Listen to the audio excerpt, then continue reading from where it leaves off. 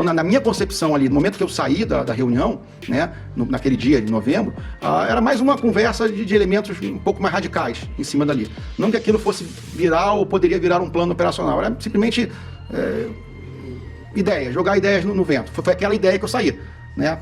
Falei, mais umas conversas, como eu expliquei para o ministro, bravateiras, né, que não vai dar em nada. Né? Só está querendo desabafar, está querendo reclamar. Sejam bem-vindos, o meu nome é Bruno, deixe o seu like e inscreva-se no canal.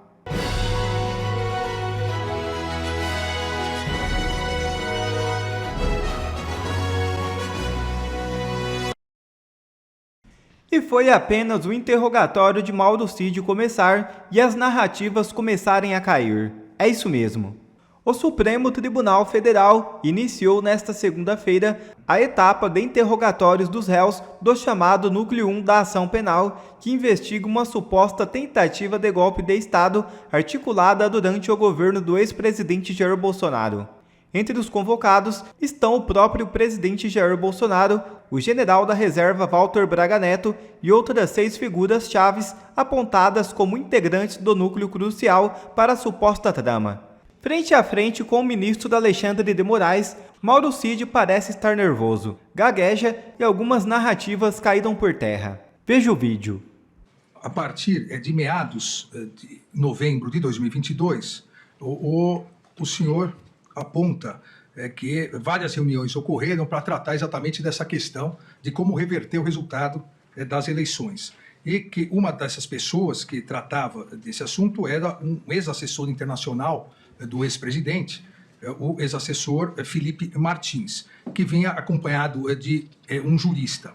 E diz o senhor que foram mais de 2 encontros dessas pessoas com o ex-presidente Jair Bolsonaro e, juntamente com esse jurista, eles apresentaram um documento ao presidente Jair Bolsonaro no Palácio do Alvorada. O senhor se recorda? Eu gostaria que o senhor explicasse como foi essa apresentação e do que se tratava o documento. Sim, senhor. Então, em termos de data, não me lembro bem como foi, mas me parece que foi umas 2, no máximo 3 reuniões, talvez 2, em que foi levado esse documento ao presidente. O documento consistia de basicamente 2 partes, né? A primeira parte eram os considerandos, né? Eram 10, 11, 12 páginas, né? Muito robusto. Nesses considerandos, eles listavam basicamente as possíveis interferências, intervenções do STF e do TSE no governo Bolsonaro e nas próprias eleições. E no segunda parte entrava numa área mais jurídica, né? De estado de defesa, estado de sítio, prisão de autoridades e decretação de um conselho eleitoral, alguma coisa assim para refazer as eleições ou algo parecido.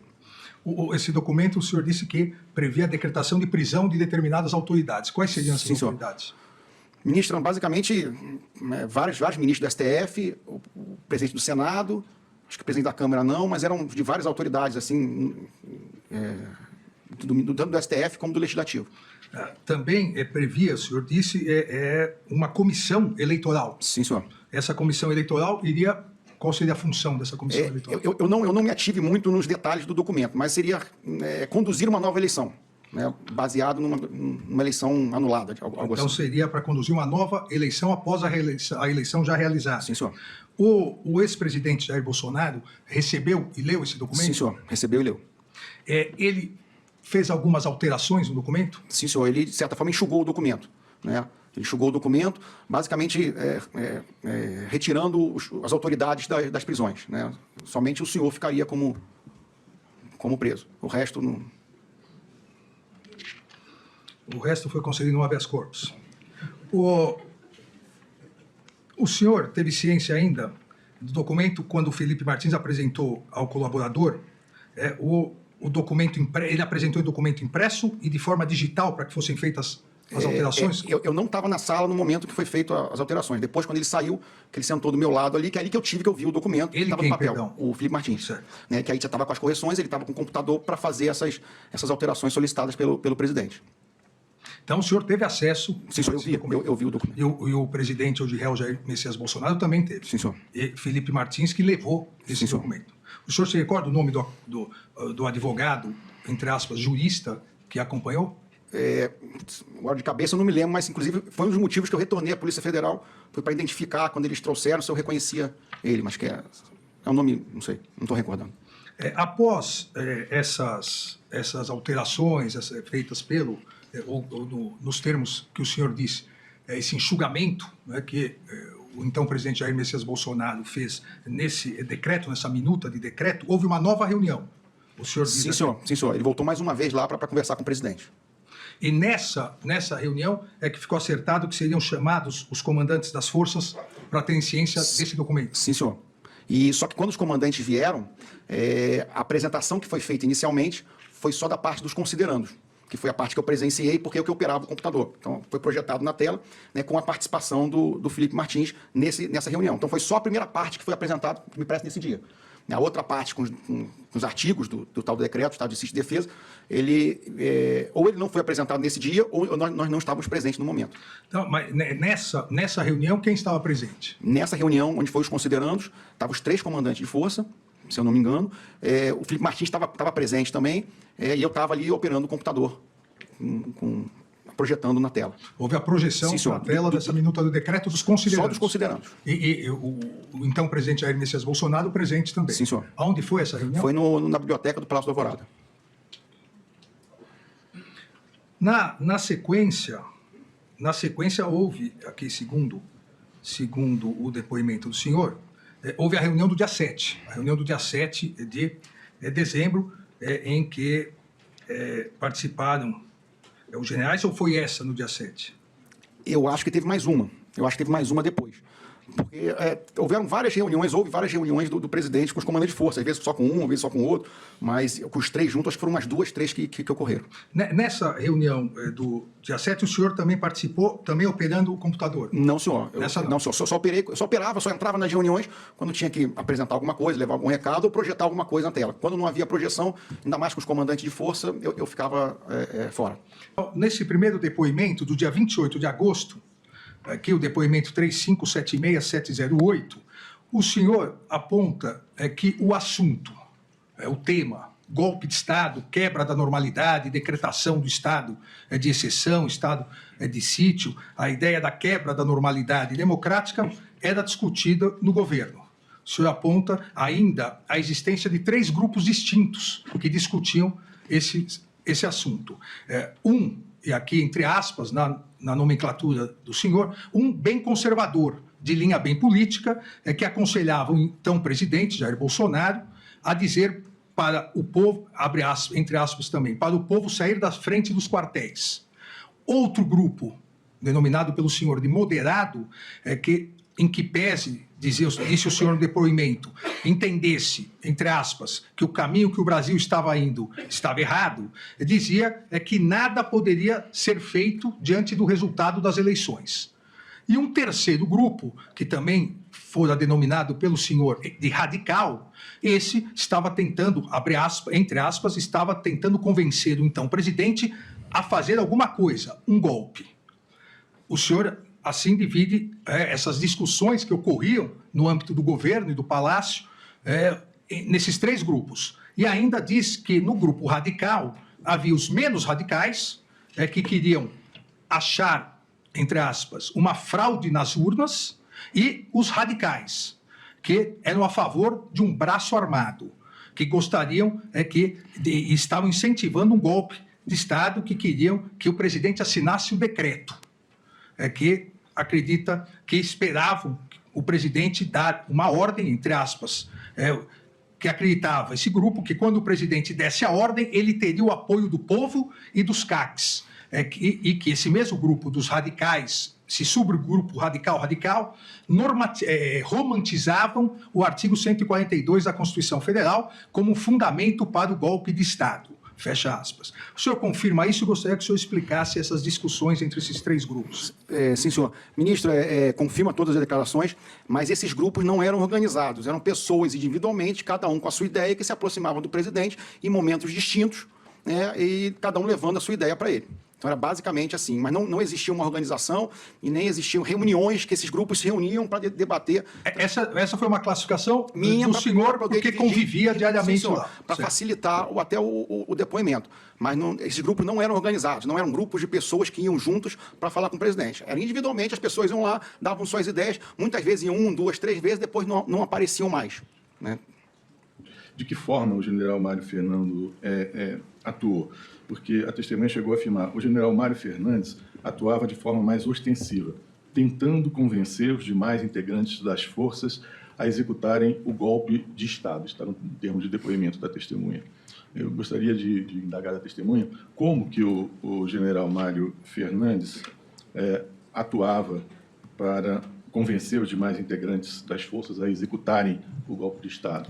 Entendeu a questão? Quais as condutas que levaram a essa afirmação do senhor? Sim, senhor. Ele estava muito ostensivo no meio dos militares, principalmente por meio de WhatsApp, né, no grupo dos generais. Ele sempre estava muito... como é que eu vou dizer a palavra? Muito radical nas ações que deveriam ser tomadas.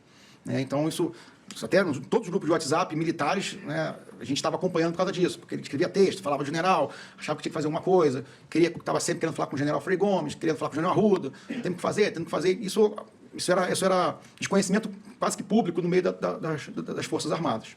Né? Mas... Exatamente o que tinha que fazer, radical, o que o procurador-geral pede para esclarecer é exatamente isso. O quê? Sim, senhor. Assim, a grande pressão sempre foi para o presidente assinar um decreto. Né? E formas para pressionar tanto o comandante do presidente para assinar e para os generais aceitarem esse decreto, ou os generais, principalmente os 4 estrelas do alto comando, concordarem ou apoiarem o presidente numa ação dessa. Então, basicamente, era esse que era a grande construção que se tentava fazer. Né? Ok. Mas nunca com ações concretas, do tipo, temos que prender fulano, temos que fazer... Era sempre, o presidente assina um decreto, vamos pressionar os comandantes militares para que aceitem esse decreto, ou para que apoiem o presidente na assinatura do decreto. Perfeito. Senhor ministro relator, eu gostaria de ouvir do réu colaborador se o então presidente da República, Jair Bolsonaro, tentou interferir na Comissão de Transparência Eleitoral organizada pelo ministro da Defesa, se ele fez, de que forma, se ele tentou interferir no conteúdo do relatório final da comissão para que constassem informações sobre vulnerabilidades. Isso porque... essa é a minha pergunta. Por favor. Como já foi relatado também, houve esse tipo de pressão, porque inicialmente o general Paulo Sérgio tinha feito um documento não mais simples, mas um documento com uma conclusão muito mais técnica, dizendo que não houve fraude.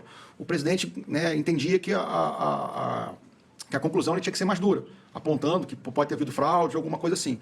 Então houve, nesse período, essa discussão de como esse documento deveria sair.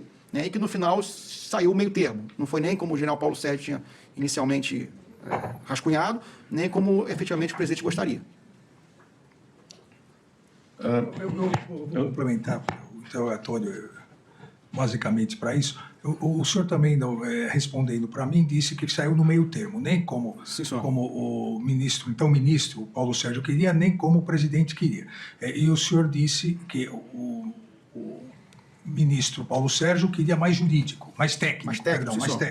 E o então presidente Jair Messias Bolsonaro queria mais político. O que seria o mais técnico e o mais político?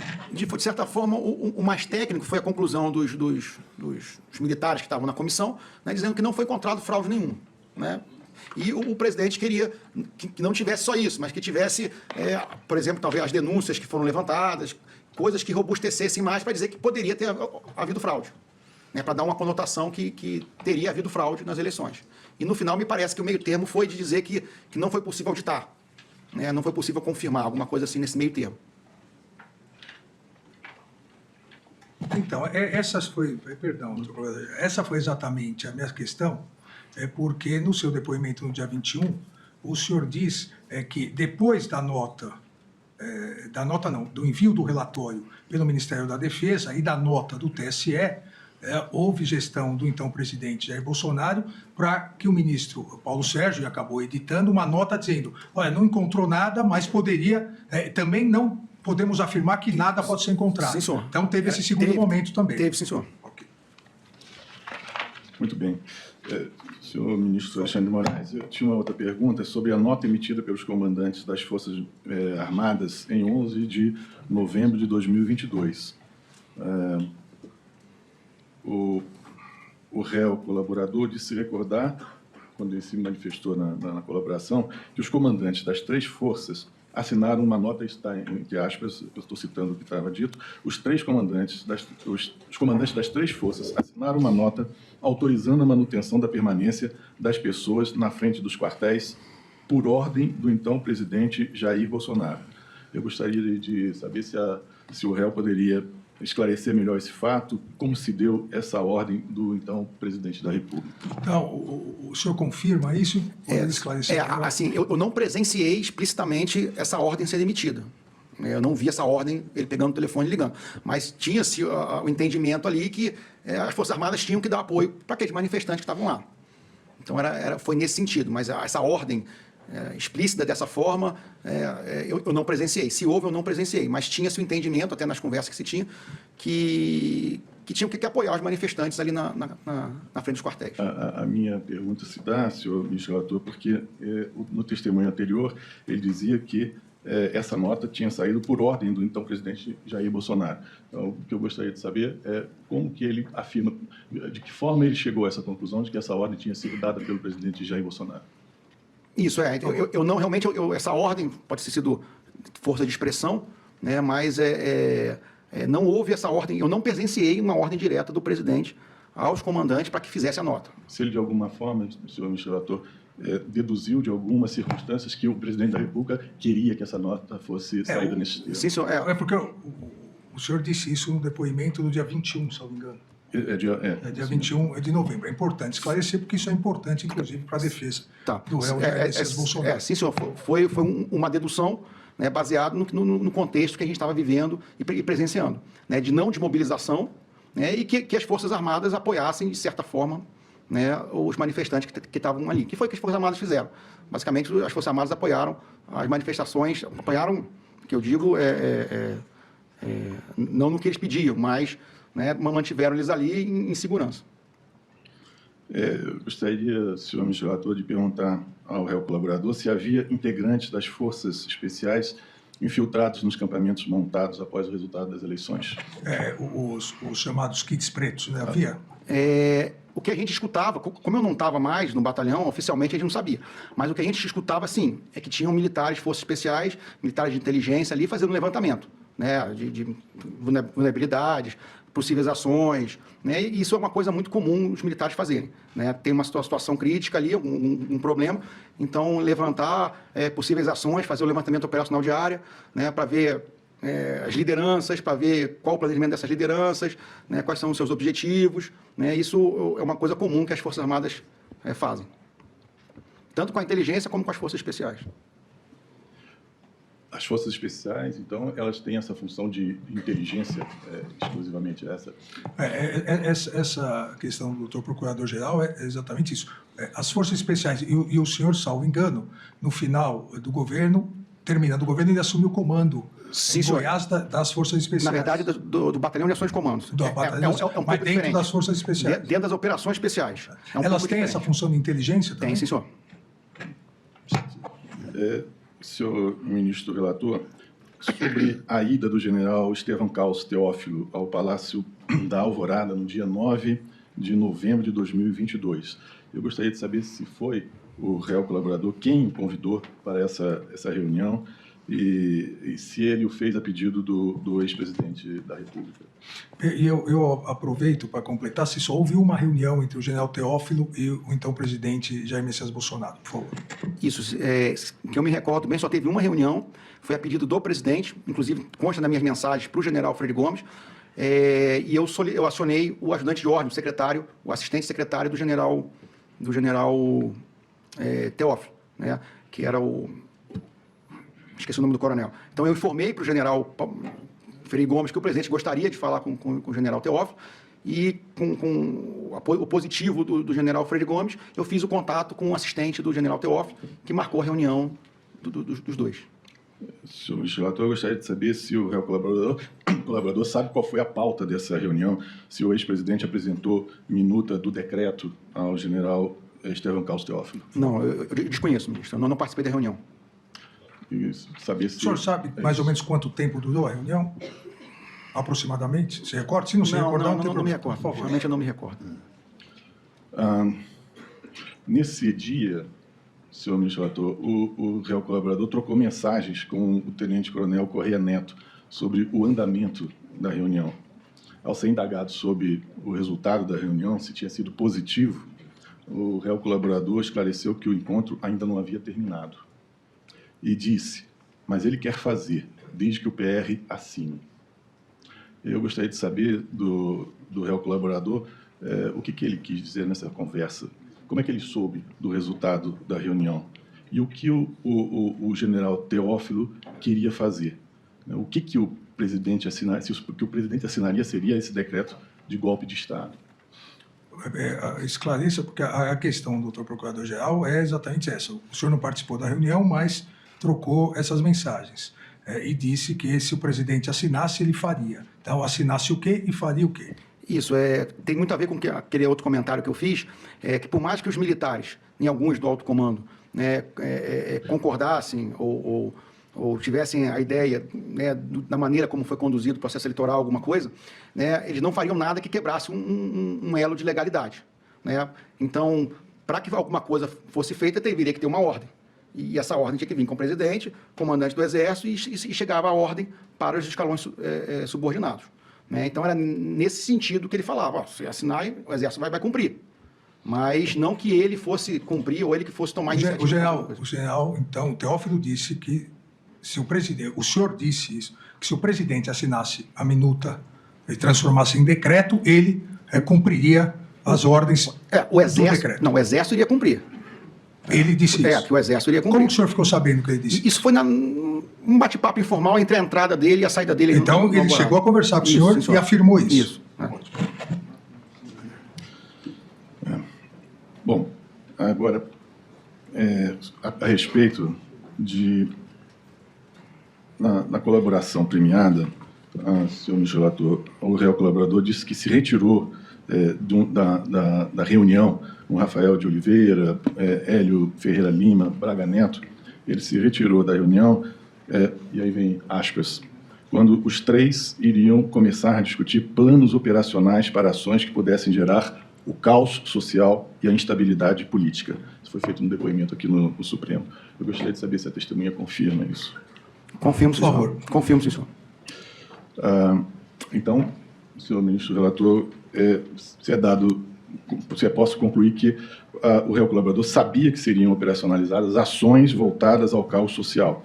E eu gostaria de saber se ele reportou ao presidente da República essa reunião. Essa complementação, o senhor Coronel Cid, até uma questão que eu fiz anteriormente, que o senhor disse que teria saído porque tinha um compromisso, preparar limpo. Uma agenda presente. E depois, recordado que o senhor mesmo disse que o general Braga Neto tinha pedido para o senhor sair porque ia começar as questões operacionais para caos social. O senhor confirmou e agora o senhor procurador-geral pede diríamos assim, uma explicitação maior, que eu dividiria em duas. Se chegou a dizer quais seriam essas medidas e se o senhor chegou a comentar com o presidente da República essa reunião do dia 19 e essa conversa com o general Braga Neto. Não, eu não comentei com o presidente, até porque naquele momento, do dia da reunião, do encontro ali, para mim estava mais, como eu falei, mais uma conversa de militares radicais ou militares mais exaltados, mas que não fosse sair nada dali. Né, ou estivesse falando dos manifestantes, do acampamento do Exército, na frente dos quartéis. Então, na minha concepção ali, no momento que eu saí da reunião, né, naquele dia, de novembro, era mais uma conversa de elementos um pouco mais radicais em cima dali. Não que aquilo fosse virar ou poderia virar um plano operacional. Era simplesmente ideias, jogar ideias no vento. Foi aquela ideia que eu saí. Né? Falei, mais umas conversas, como eu expliquei para o ministro, bravateiros, né, que não vai dar em nada. Né? Só está querendo desabafar, está querendo reclamar. Né? E depois, quando teve realmente a operação, que eu vi, talvez tivesse tido alguma coisa realmente ali. Senhor ministro, eu gostaria de saber se o réu colaborador pode descrever a reunião que ocorreu no dia 28 de novembro de 2022, na Superquadra Norte 305, Bloco I. Eu queria saber quem participou dessa reunião, quais eram as pautas, os objetivos, e as mensagens que foram recolhidas nas investigações revelaram que só militares com formação em forças especiais foram convidados. e eu gostaria de saber do motivo dessa restrição, dessa limitação. Entendeu? A questão pode expor. Sim, senhor. Primeiro, procurador, no Exército a gente tem vários nichos. A gente tem os forças especiais, a gente tem o guerreiro de selva, a gente tem os paraquedistas, né, o pessoal montanha, o educação física, que chama de calção preto. Então, esses nichos, esses núcleos, normalmente servem muito tempo juntos, criam um vínculo de amizade muito grande. Então, é normal que normalmente tem encontros desses núcleos, né, desses cursos que a pessoa faz, ou até da arma, artilharia, infantaria. É muito normal que tenha isso. Né? Inclusive, em Brasília, quase todo mês, tinha um dia por mês que os forças especiais se reuniam durante 4, 5 anos, todo mês marcava uma reunião em algum lugar. Que é para encontrar, bater papo, né? Contar história.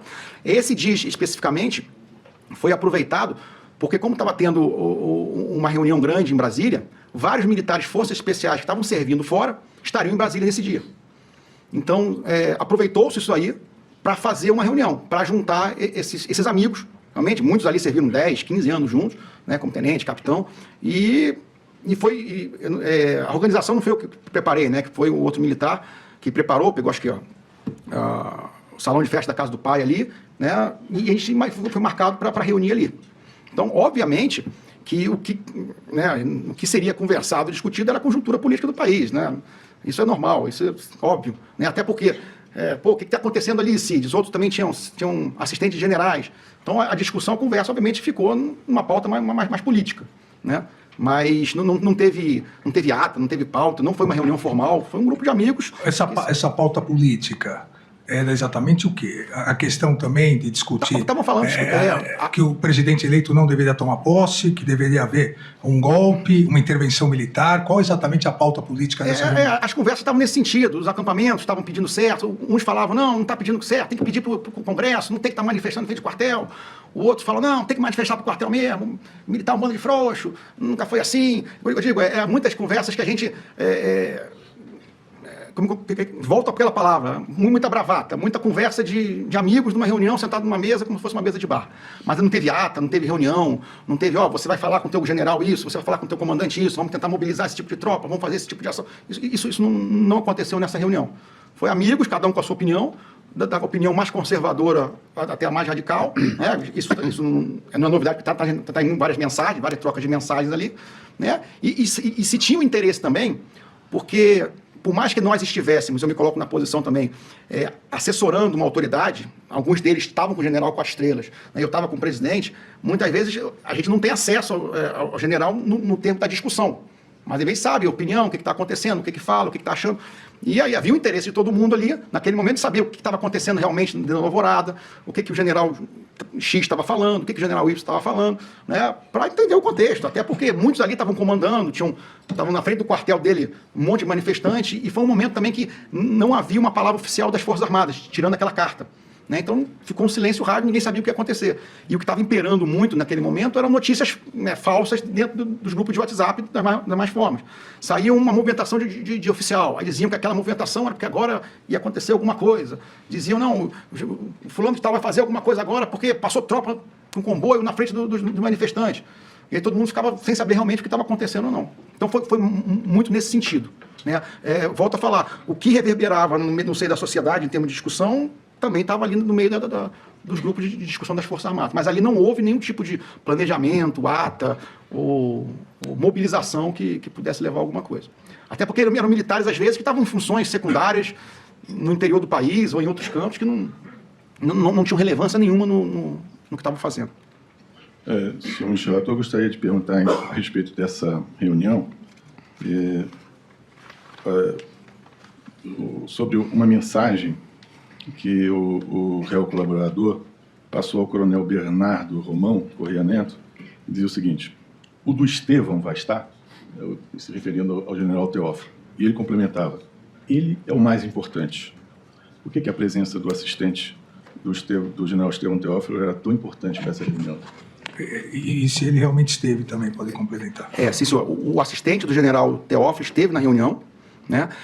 Porque nessas conversas, nessas digamos, boatarias que rolavam, foi exatamente isso, que o general Teófilo era o general que, se fosse dado ordem, ele que faria, ele tomaria a frente das tropas e faria alguma coisa. Então, obviamente que tinha queria saber realmente o que o general Teófilo estava pensando, né? Via o assistente, que estava próximo dele 24 horas quase por dia.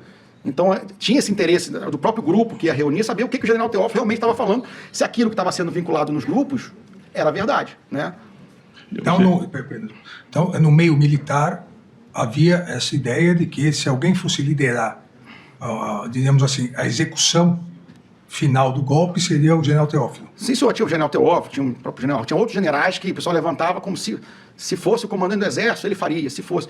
Mas ficava muito na linha da especulação e da fake news nas mídias sociais, principalmente nos grupos de militares. Senhor ministro relator, eu gostaria de saber, já que o assistente do general Teófilo estava presente, o que ele disse sobre a posição do general Teófilo. Por favor. Isso eu me lembro bem que quando eu conversei com o coronel Cleves, não nessa reunião, o general Teófilo sempre foi muito legalista, independente das ideias dele. Tanto que quando eu fui consultar, fui informar ao coronel Cleveson da chamada do presidente, a primeira coisa que ele falou assim, o general perguntou se o comandante do exército está sabendo. Então, que ele não ia fazer nada sem autorização do comandante do exército, né? Então, ele sempre retratou esse posicionamento dele, que era um posicionamento muito legalista, né, das ações que deveriam ser feitas. Então, que ele nunca bypassaria de alguma forma o comandante do exército ou até mesmo o presidente, em alguma coisa que deveria ser feita. Eu gostaria de saber, senhor ministro relator, se nessas reuniões mensais que esse grupo de forças especiais costumava fazer, se assuntos tão graves como esse eram frequentes ou se o temário era mais recreativo e era mais de conversa entre amigos. Por favor. Na verdade, ministro, eu participava do grupo, mas por causa da função, nos 4 anos que eu estive em Brasília, eu acho que se eu fui 1 ou 2 vezes foi muito. Eu não conseguia participar. Mas eu acompanhava que estavam sendo feitos a marcação desses encontros, né? Era num barzinho aqui, num restaurante ali, mas se eu participei 2, 3 vezes, nos 4 anos foi muito. Né? Mas a temática sempre foi, né? Era como a gente marcar para fazer um churrasco em casa. Sempre foi recreativo, como o senhor comentou. Mas eu participei muito pouco. Mas a pergunta do doutor Procurador-Geral é se era comum essa conversa recreativa de intervenção militar, ruptura. Não. Isso de intervenção militar, que estava sendo pedido na frente dos quartéis, isso ficou mais em voga depois do segundo turno. Antes disso, por mais que tivesse aquelas manifestações, o pessoal com cartaz 142, as Forças Armadas nunca deram bola, nunca absorveram aquilo ou se preocuparam com aquilo. Isso tomou um tamanho maior, né, com as manifestações na frente dos quartéis. Senhor ministro relator, no horário da reunião do dia 28 de novembro, que é esse da 305 Norte, 2 mensagens de conteúdo similar foram enviadas por Fabrício Bastos a Correia Neto, ambos presentes na reunião. Uma às 21h03 e outra às 21h52. E elas consistiam em anotações do que estava sendo debatido nessa reunião a que o réu colaborador mencionou. A segunda mensagem apresentava um texto mais completo que a primeira, revelando que havia um avanço nos debates realizados na ocasião. Vejam, a mensagem das 21h52 mencionava ideias, força. Falta de coesão dentro da força. Necessidade de atuação no curtíssimo prazo. 2. Necessidade de alertar os comandantes militares acerca da realidade. 3. Realização de ações concretas no campo informacional, entre parênteses, com estratégia. Aliás, com estratégica. 4. Criação de gabinete crise, inicialmente campo informacional, proposta no COTER. 5. O Exército Brasileiro deverá falar com o presidente do Poder Legislativo e Judiciário. Estado final desejado, 2 pontos. O estabelecimento de laços de confiança entre o presidente da República e o comandante do Exército. E ainda dizia, centro de gravidade, 2 pontos, Alexandre de Moraes. Eu gostaria de saber do réu colaborador se ele confirma esses tópicos dessas reuniões que foram captados na troca de mensagens durante a própria reunião. O senhor se recorda dessa mensagem? Não, senhor. Essa mensagem não foi comigo, né? Essa mensagem, se não me engano, eu não recebi essa mensagem. Foi com o Correia Neto. Não houve, né, eu não sei se ele escreveu na hora ou não, mas não houve naquele momento nenhuma, como é que eu vou dizer, nenhuma ata ou uma conclusão da reunião. Isso não aconteceu. Agora, se ele escreveu na hora, depois, ou já tinha recebido, ou já era ideia dele que ele via compilando, eu realmente eu desconheço. Senhor ministro relator, eu gostaria só de imaginar, de perguntar, perdão, ao réu colaborador se ele tem alguma explicação para essas mensagens trocadas entre os dois idealizadores da reunião do dia 28 de janeiro, no exato horário da reunião. Ministro, procurador, realmente eu não sei. Eu não sei dizer se aquilo já estavam sendo conversado antes, mas eu também não sei nem dizer se foram os dois porque eu acho que não, o baixo estava servindo em Brasília. O baixo estava servindo em Brasília. Mas eu realmente não sei o que foi. Não que esses assuntos, de alguma forma, não tivessem sido tratados. Quero deixar claro, porque estava tudo, mas não com uma ideia de conclusão, não com uma ideia de apresentar hipóteses e chegar a uma conclusão. Eram ideias, cada um falava o que queria ali, comendo salgadinho, tomando refrigerante, mas não houve uma ata, eu apresento a ata aqui, todo mundo concorda com isso. Esse é o ponto que eu quero dizer. Não que esses assuntos todos, de alguma forma, não tivessem sido falado, conversado, que eu falei, tinha dos mais conservadores aos mais radicais ali naquele meio. Então, mas não houve esse caráter formal de uma reunião de planejamento para tomar alguma ação. É esse ponto que eu gostaria de deixar claro. Senhor ministro relator, eu gostaria de saber do réu se a carta ao comandante foi finalizada nesse dia e qual era o objetivo dessa carta. Por favor. Eu não sei dizer se essa carta foi finalizada, acho que ela já tinha sido finalizada no dia anterior ou na noite anterior.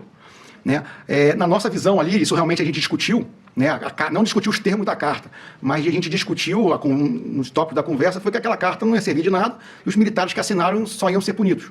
Porque é muito claro para a gente que militar não pode assinar abaixo-assinado, nenhum tipo de abaixo-assinado, principalmente ostensivo. Então, ali, naquele grupo que estava ali de militares, eram militares que estavam com oficiais generais, eram militares que iam para o exterior, eram militares que tinham uma sequência na carreira. Então, daquele grupo ali, todo mundo era completamente contra a assinatura de qualquer tipo de carta ou qualquer tipo de pronunciamento público, porque o militar é vedado fazer isso, sabia que ia ser punido e sabia que ia ter carreira prejudicada ou acabada com uma punição dessa aí. Então, a primeira ideia ali foi que essa, se vão fazer, a gente está fora, porque isso aqui vai dar problema para quem meter a mão nisso aqui. Então, essa foi a grande ideia ali com relação à carta naquele momento daquele encontro. Senhor ministro relator, eu gostaria de saber do réu se foi ele quem disponibilizou a versão final da carta a Paulo Figueiredo, influenciador. E se não foi ele, se ele sabe quem encaminhou esse documento? Não, senhor, não fui eu que encaminhei e eu não desconheço quem foi. A carta estava sendo construída por outro grupo de militar que, inclusive, nem era Forças Especiais, tem até outra investigação, que nem era Forças Especiais, Era um outro grupo de outra turma que estava construindo essa carta. Senhor ministro relator, ainda dentro desse contexto, eu gostaria de saber se o presidente da República determinava o envio de materiais para divulgação pelo influenciador Paulo Figueiredo e se o réu mantinha contato direto com esse influenciador, se solicitou alguma vez a divulgação de conteúdos a pedido do então presidente da República. O senhor conhece o réu Paulo Figueiredo, conheço. Foragido nos Estados Unidos. Então, pode responder a questão. Sim, senhor. Da mesma forma que eu tinha contato com ele, eu tinha contato com vários outros elementos da mídia, de todos eu não falava com a imprensa, mas toda a imprensa queria informação, queria falar comigo.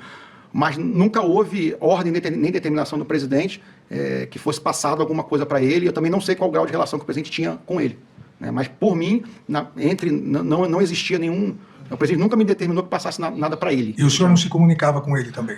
Eu falava com ele como uma vez falava com um outro repórter. Mas não que ele nunca foi meu amigo, ou nunca foi próximo de mim, eu nunca conheci ele pessoalmente. Eu conheci ele pessoalmente uma vez, realmente, quando o presidente esteve em Miami, naquelas visitas lá em Orlando, e aí ele estava lá com o presidente. Mas ele estava com o presidente, eu cumprimentei ele, mas nunca tive uma relação próxima com ele, de ser amigo dele. O ministro relator, ele não ficou muito claro para mim. Ele nunca passou nenhuma informação para o influenciador. Então, o senhor passou ou não alguma informação não me recordo, para o influenciador Paulo Figueiredo? Eu não me recordo de nunca ter passado informação nenhuma para ele. Não me recordo de ter passado nenhuma informação para ele. Até porque não era ele, porque às vezes a gente tinha mais contato, era com outros, pessoal da Jovem Pan, aquele Pingo nos Is, que a gente tinha mais contato. Com o Paulo Figueiredo, nosso contato não era tão próximo assim, não era tão... Nem quando ele era do Pingo nos Is também? Não, nem quando ele era.